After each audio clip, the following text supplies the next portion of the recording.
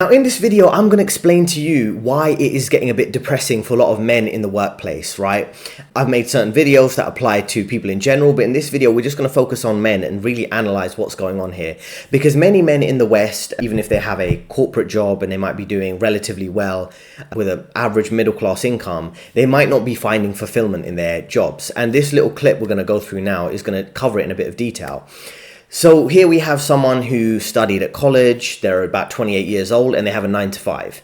So let's go through a bit of his day in the life and see why it might be creating this type of unhappiness with a lot of men in society.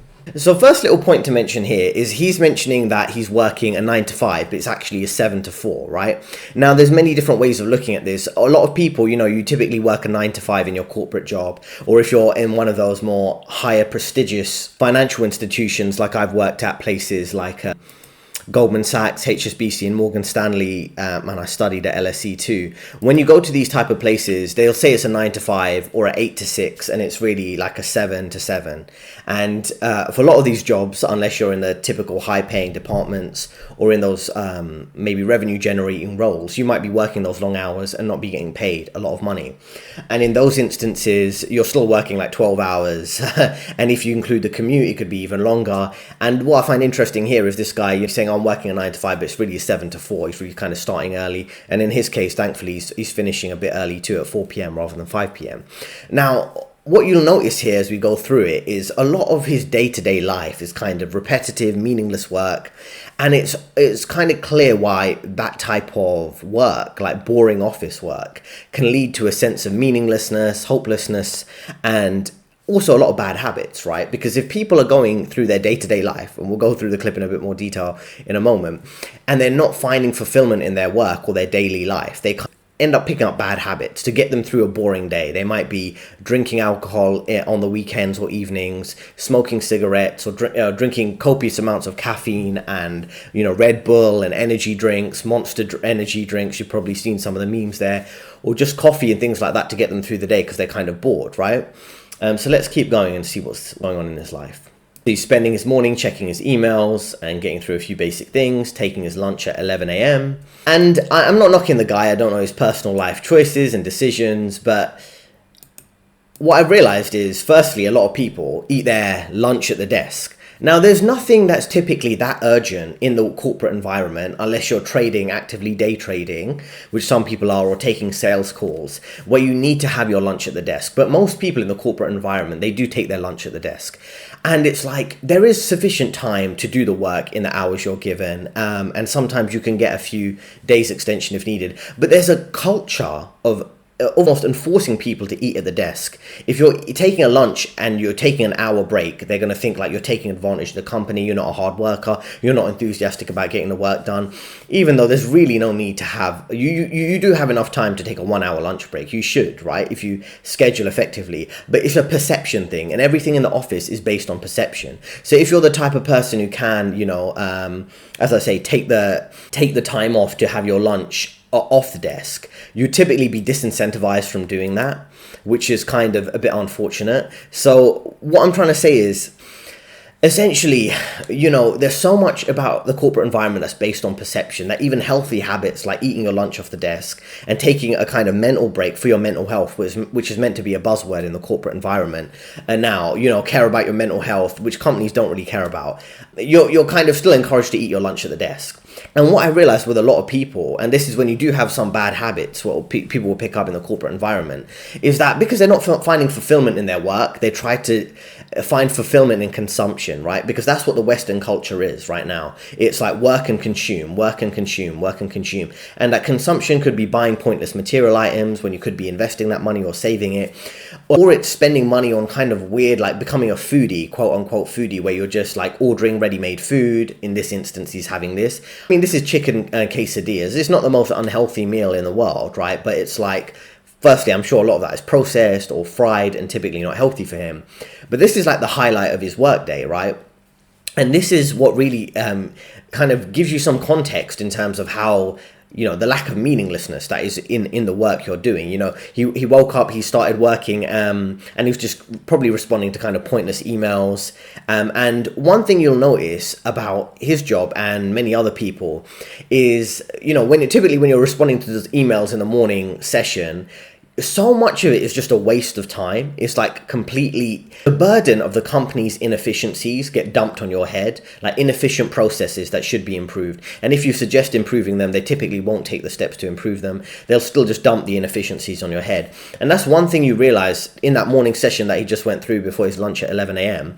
is you're just going through the motions of basically picking up the slack for the company, which is a kind of a tedious, annoying thing to be doing, right? He's mentioned that in this instance. And he went through those morning emails.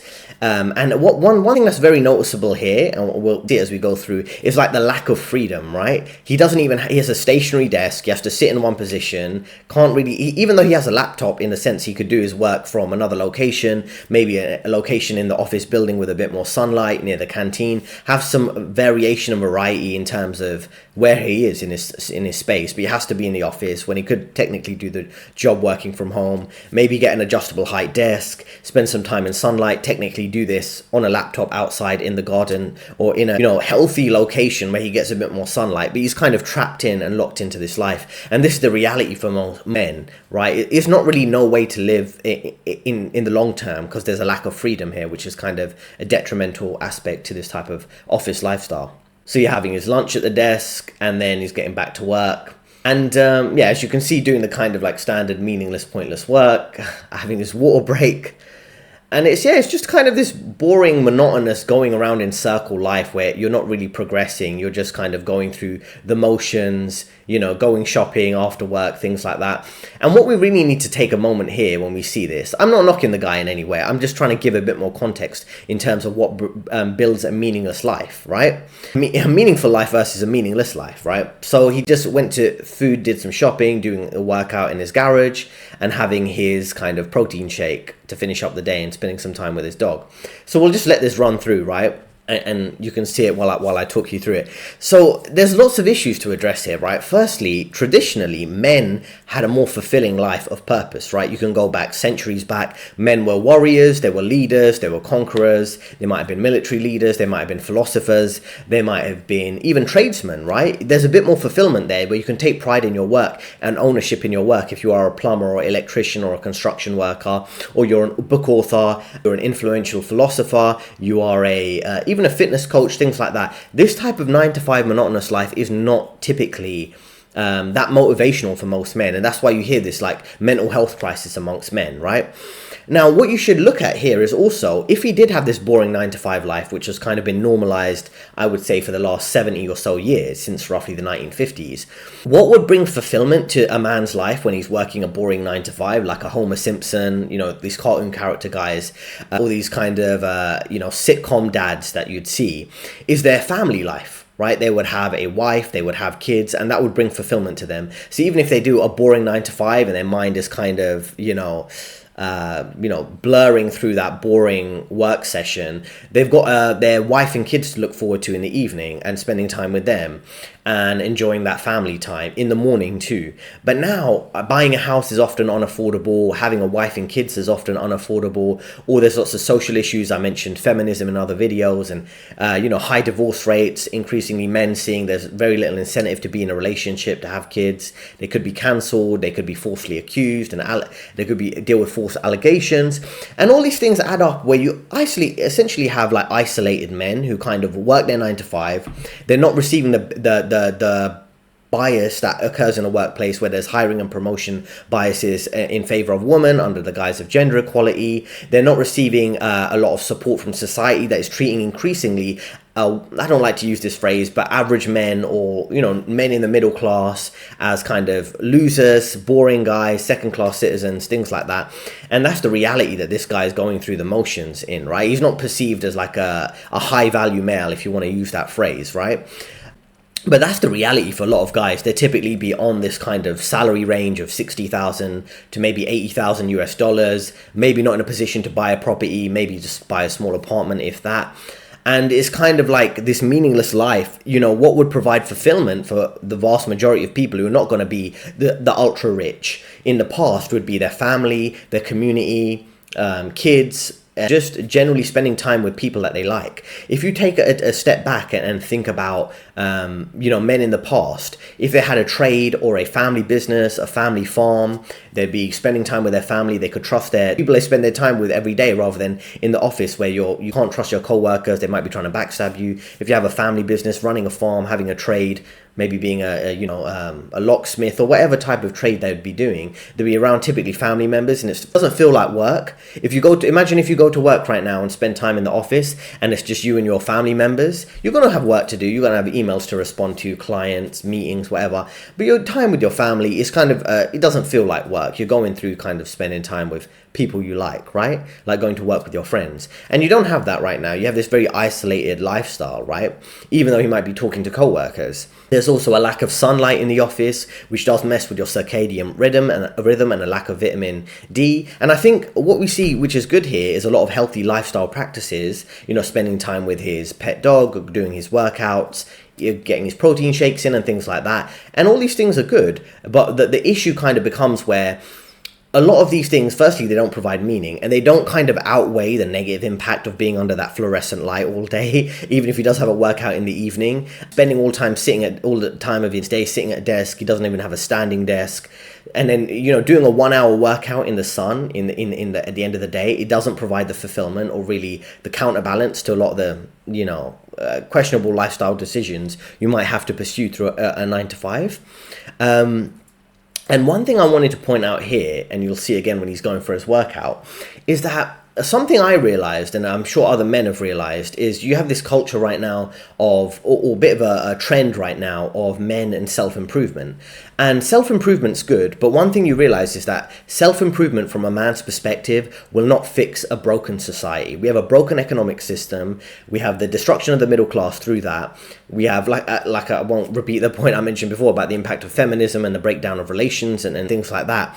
What ends up happening is that lots of men think, I can fix the world, or I can improve my position by self-improvement. Yeah, you can be healthier, you can go to the gym, you can make more money, save more money, invest more money, be the healthiest version of yourself, the most strongest and richest version of yourself. But still, you're dealing with a broken society. So even if he doubles his income, will that really fix a lot of the dynamics or the risks that occur when it comes to marriage, when there is a high divorce rate? Will it fix the issue of, if he does have kids, he could have child support if there is a breakup? Or if he has his kids and he has his family intact, which is incredibly rare now, well, increasingly rare, what he'll have to do is probably put his kids into homeschooling or tutoring them, because the schooling system is kind of, focused on this gender ideology rather than teaching kids the skills they need. And there's all these challenges. It's like when you're and I had a client consultation yesterday actually, and this guy, he agreed with me. He agreed with what I was saying in my videos, is that every step you take is like a risk, or it's like, okay, you're going to get married. What is the rate of divorce? What is the risk of divorce? What's the financial risk there? You have kids. You can't trust this system to like teach them the need to know. You've got to like double check is the teacher doing their job. You might need to hire a personal tutor to teach your kids. If you're buying food, you got to check, is it full of negative chemicals that are going to impact my health? Or should I have it or should I not? You can't. Things didn't exist when you had like tight-knit communities. When you go to a butcher, you wouldn't think the butcher would use bad chemicals on the food. If you go to a dairy farm, you're gonna trust the dairy isn't contaminated, or they haven't put, again, other negative chemicals like microplastics and things like that. So this type of lifestyle is very unnatural, and I'm not knocking the guy. It's just an interesting perspective. And if you look through some of the comments of this, they do mention that he has work-life balance, his relatively normal lifestyle, does seem a bit isolated and things like that. So it is a bit of we could say maybe a bit of a caricature of reality, but that this is the reality for most men. I mean, if you changed it a bit and you added a bit more socialization and things like that. What's interesting here is, I've worked a similar lifestyle as this, with a bit more, higher time pressure in the finance environment, a bit more interaction with people. Maybe he's not showing that on the video and things like that, but what you've got is a fundamentally broken system. There's no way someone can live this life for several decades and then retire without developing some sort of mental health issue, some sort of social dysfunction, some sorts of bad habits, right? And that's what this system wants you to do. It wants to push you in an unnatural lifestyle, and then you pick up the bad habits, whether it's smoking, drinking, alcohol, or just wasting your time in the evenings on Netflix or whatever. There's no way to live, right? This isn't a healthy life. And what we're going to do is we're going to move on to a second video, which is quite interesting. I'm going to just refresh this 1 second. So this is another guy. Well, I think this might be the same guy going through his 9-to-5 life, and I thought this would be interesting just to consider it a bit more. We'll play it in the background, and I'll just talk over it. This is relatively like a boring life. It's a boring, monotonous life. It's kind of soul destroying, and I don't want to get too much into relationships and dating and things like that. There's lots of other content there, but I can imagine from a woman's perspective, she could be like, okay, this guy might be averagely successful, but he's kind of a boring guy. He lives this boring, monotonous life. Again, consumption is meant to provide some fulfillment. He went to the donut shop. I'm not knocking the guy going to a donut shop, but it's like, that's what people do when you have a meaningless life. You need to rely on consumption, whether it's video games, eating the donut as you went there, or getting your fast food. This is never going to provide the fulfillment you need. These burgers and chips, and that fulfillment in life should come from community, family, having kids, being in a stable position. But we don't have a stable society. Everything's very unstable. You could be in a good position one day and then get laid off the next. That's the reality many men are facing, right? And again, he won't seem like, and he won't be perceived as an exciting person to be friends with or to date from a woman's perspective. So that's very interesting to think about, right? And one thing I realized in the corporate environment, and one reason I'm kind of working on self-employment and helping other people pursue that or develop their career to have a high-paying finance job, is that you need to you can't follow the traditional path, because the traditional path is not going to work. There's many times where I'd be at workplace and they'd assign me a career mentor, which would typically be a man in his 40s. And what he would do is he'd be in a position where technically I should aspire to be through getting promoted to the next 2 levels, and then I'd be in that position. I'd go from a director to a vice president to an executive director at that particular company. I won't name it, a major investment bank. So in that position, I was looking at these men in their 40s, and I was like, I would never want to be that. I would never want to be a 40-year-old middle-aged man taking orders from a hashtag girl power, girl boss, Spice Girls fan, right? Which is typically a lot of women who are propped up in these upper management positions, dictating down to men who are typically older than them. You'll have like a 35-year-old woman who's benefited from her early internship with the bias that is in terms of hiring and promoting women, and being one of the favorites of middle-aged men. I won't go into that, but there is a common pattern of women getting into an internship, partly due to the drive of gender equality, then being one of the favorites. Interpret that however you want. Being these women in their early 20s are one of the favorites of the middle-aged men who are in middle management, and they'll give her an accelerated career path, an accelerated career growth path. So she'll go from her early 20s to getting promoted very quickly up to managing director, from an intern to an analyst to an associate to a VP level to the senior VP, executive director, managing director level. They'll get that fast track career growth because there's a push to put more women in senior management. And also then you end up with this bizarre scenario where you do have a woman who's like 35 who's managing men who are in their 40s and 50s because she's benefited from that bias, and these men are kind of middle-aged men taking orders from a woman who's like 15 years younger than them. And this is the type of bizarre scenario you see in the workplace environment. And that's why often when I'd get assigned career mentors, I'd be like, I don't really like these people. I can't imagine kind of being in their position. I wouldn't want to have a woman kind of dictate to me how I should live my life. Or you're meant to be the boss of your own career. You're meant to be, as a man, I think, to live a dignified life now, because there is a broken social contract between the companies and the employees. You're not going to get company loyalty. You're not going to be treated with dignity often in the corporate environment. You're not going to fire you at any time and things like that, right? And there's not like long-term life stability where you can be at a company for 20, 30 years and they're going to treat you well. And I think a lot of people who are watching this, and I know there are a lot of younger men men watching this, you should think how disposable a company might think of you when you're in your early 20s, and they might not see you as someone they want to invest their time and effort in. But also think about where you could be in your life if you're in your 30s or 40s or even 50s, where you might be perceived as disposable again because they want to hire the latest girl boss, girl power type to earn a position of power and get rid of you because they see as you past it if you're a man in your 40s.